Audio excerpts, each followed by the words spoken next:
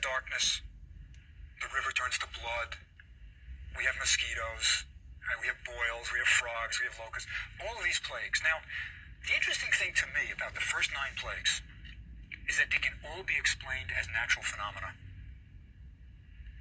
Even the river turning to blood, remember when we talked about the inundation, when the Nile overflowed its banks? And what happened was that from the south, you get these monsoon rains from Ethiopia swelling the Nile, and with it comes topsoil, red topsoil. So the river actually did turn red once a year. So that's not that astounding. You know, when you call it blood, it might be blood red. Or even, for example, darkness. One of the plagues is when darkness comes during the day. Sandstorm, perhaps. Mosquitoes, boils, you know, it's all natural phenomena. But the one phenomenon that seems to really be different, the one that eventually moves Pharaoh, is the death of the firstborn. Moses tells Pharaoh,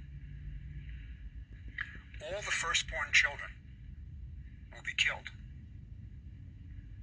Now Moses has been told by God that his people will be spared. If you remember the story, he is told to take the blood of a lamb and they put it over the doorsill of the Israelites' houses, so that the angel of death, when he comes to slay all the firstborn, and it's firstborn cattle, it's firstborn, you know, of the maid who is working on the grindstone, the angel of the Lord will see the blood and will pass over that household.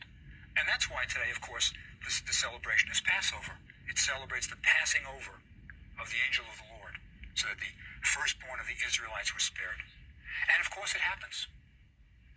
All the firstborn are killed. And this is when Pharaoh finally relents. When he finally says, you can go. And this is when the Exodus begins. Now there's a funny detail. I'm not sure exactly what it means. But when Moses was talking to God in the form of the burning bush, God said, you'll be freed.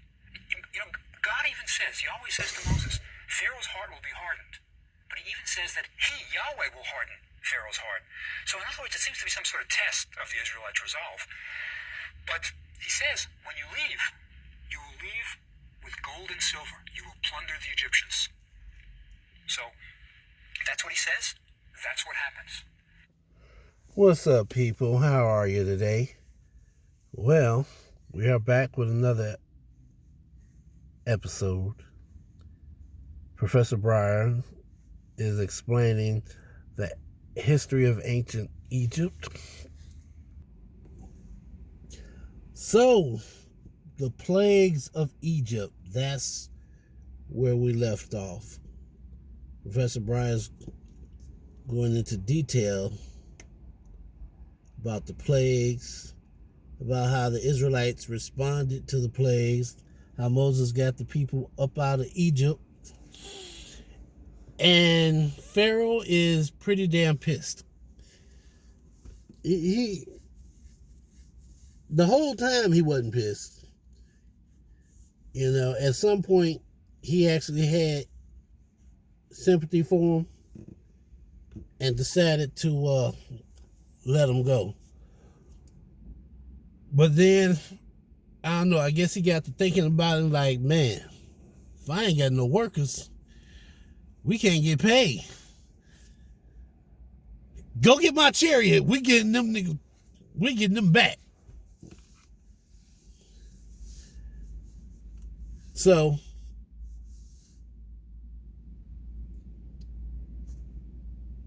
adding to that, there was more than one King Ramses. More than one Pharaoh named Ramses. So, which one was it? I don't think it was Ramses the Great. I don't think. Hopefully he'll cover that. One of the pharaohs, I believe his father or either grandfather was named Ramses, and then he named his son Ramses. So it's quite a few of them. I don't have the full list. But let's carry on. Everybody is so shocked by this firstborn that when the Israelites want to take gold and silver, they give it to them. So the Israelites start to leave on their exodus with gold and silver. Now, how many are involved in the exodus? The Bible tells us 600,000. And it even says men, not including families, right? The Hebrew is Elohim, thousand. It's a plural of thousand. 600,000 men, not including families. Now that's a large number. The population of Egypt probably was about 1 million at the time. So it's a kind of number that used to say, whoa, something's wrong here. But that's what we're told. And it says they had been in Egypt for 430 years. We have an idea of the time since Joseph, perhaps. Now, how do they leave? Well, obviously they're leaving on foot. And we are told some details of their route. First, they don't leave by the Philistine route. Now, the Philistine route is going into Palestine. We get Palestine from Philistine. And this is a route that's guarded. There are watchtowers. They don't want to go that route. So they go through, they're in the Delta, they go through the marsh. Now, there is a common mistranslation of Yam Suf, which is the word for where they go through. It's the Sea of Reeds. They don't go through the Red Sea. No, they're not swimming or whatever. It's the Sea of Reeds. And we're even given a detail, I think, that suggests why it's the Sea of Reeds makes much more sense. As they're escaping, if you remember, God parts the waters. People are afraid, but God parts the waters. And then, if you'll remember, Pharaoh all of a sudden changes his mind, jumps into his chariot, takes some of his charioteers, and they pursue the Israelites. And we're told, though, that the chariots of Pharaoh are clogged. Now that sounds like they're going through mud. See, the Israelites undoubtedly don't have chariots. They weren't used to that kind of thing. They were the slaves. They're going on foot. They're dragging whatever they can. But chariots could get bogged down in the Sea of Reeds where people could indeed walk through it. So in the end, we know the river is closed on Pharaoh's army, right? And they perish. And then comes the wandering, of course. They wander in the wilderness and eventually reach the promised land of milk and honey. The Exodus story. Now, let's see if we can get any evidence for it. Is there any way you can try to, because as I say, there's no straightforward archaeological evidence. No man named Moses. No large list of Israelite captives. So, the Sea of Reeds, I've heard that before. The Sea of Reeds.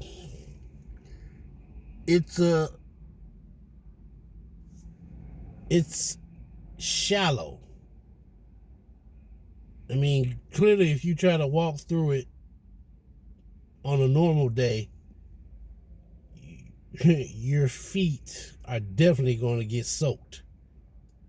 I don't know how deep it is, but you ain't coming out of there without getting wet. For the longest time, everybody said it was the Red Sea. It wasn't the Red Sea. It was the Sea of Reeds. Now, add to that, what scientists are saying is that at a certain point in time, the sea actually parts. Now, I'm no scientist, but I watched enough Marvel movies to know what some people call magic, other people call science. I mean, take the evolution of mankind. If we were to go back in time and start doing the things that we do now in a previous time, they look at us like witches and warlocks because they're not used to seeing these things. So, since majority of the people weren't used to seeing these things, what could they do? They thought it was a miracle. Well, it's a natural occurrence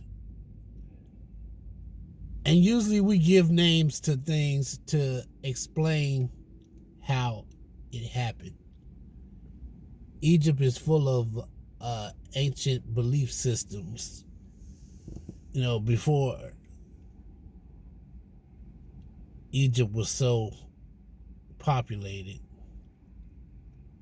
we had our gods, our tales of how the world was created. So,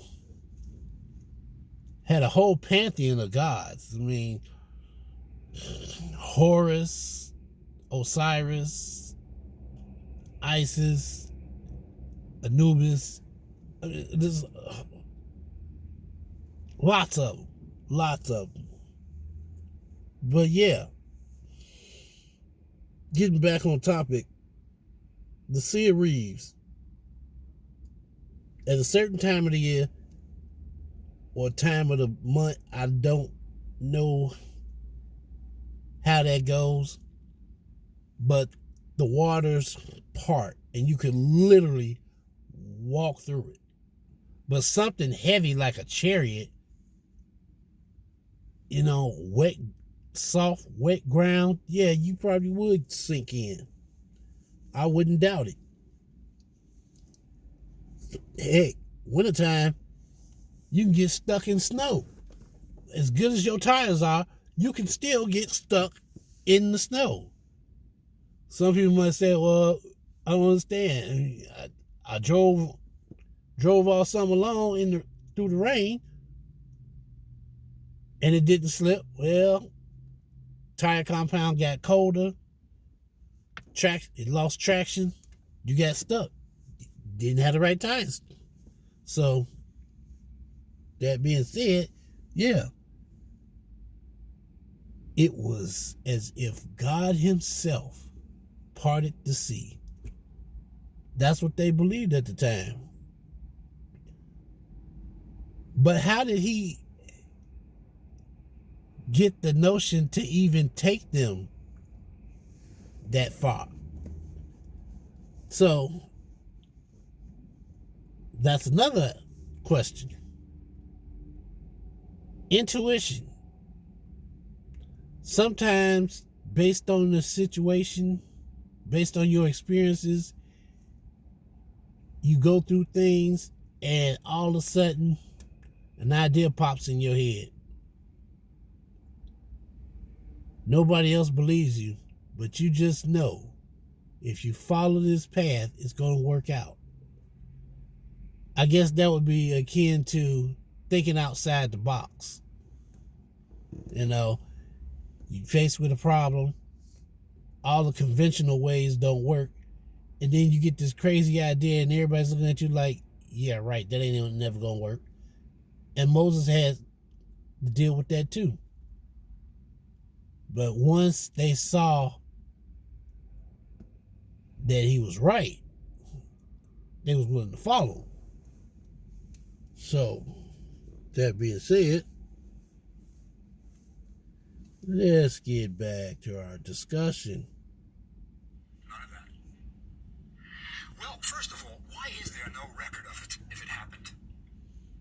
Well, I think one reason is the Egyptian concept of history.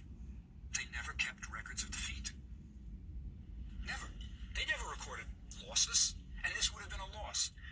If you read all of the battle accounts of all the pharaohs, they won every one. Some of them they kept winning closer to home as they retreated. But there's no sense of objective history. So the Egyptians wouldn't have recorded it. Another reason perhaps why we don't get a record of it is this is crucial to the Israelites. It is a foundation of the religious faith. But it wasn't that important to anyone else in the Middle East. It was an event that happened perhaps to a small number of people. Now, if I had to guess, I've already said I think 600,000 is certainly impossible. But you know how stories are when you tell it. Right? The fish gets bigger, and the victory gets bigger. So, in the course of telling the story, it grows to thousands. My bet, if something happened, 600, maybe. It could even be maybe 60. Maybe it's a couple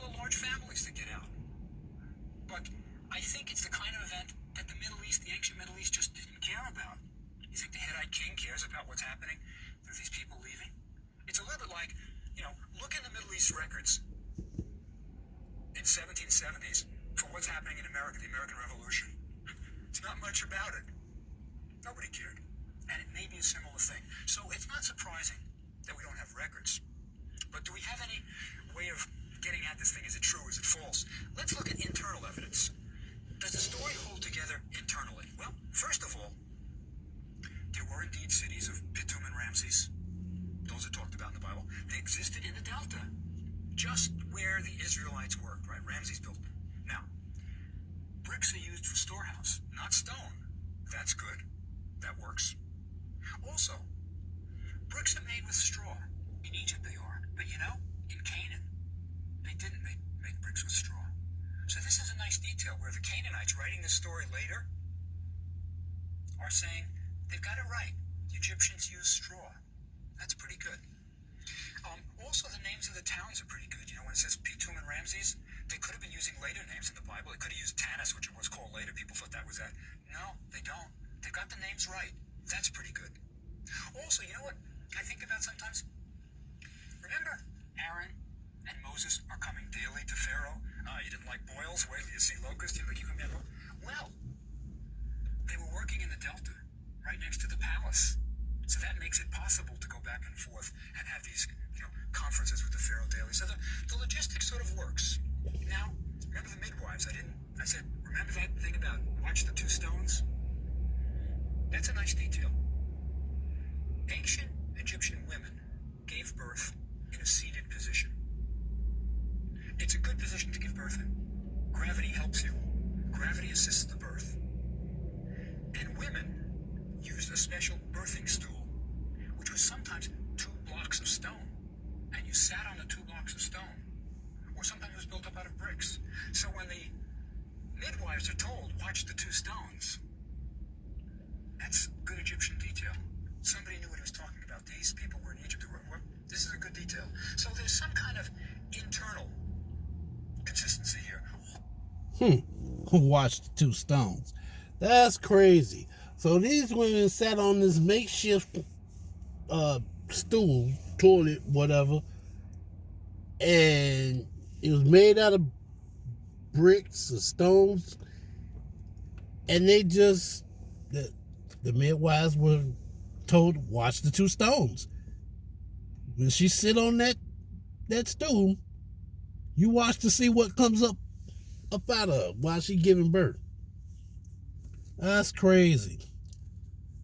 So we're going to end there for now, but we'll be back until we finish this whole lecture. Very interesting. After we finish this one, I want to get into the Bible and really just break it down in layman's terms. So I'll talk to you later.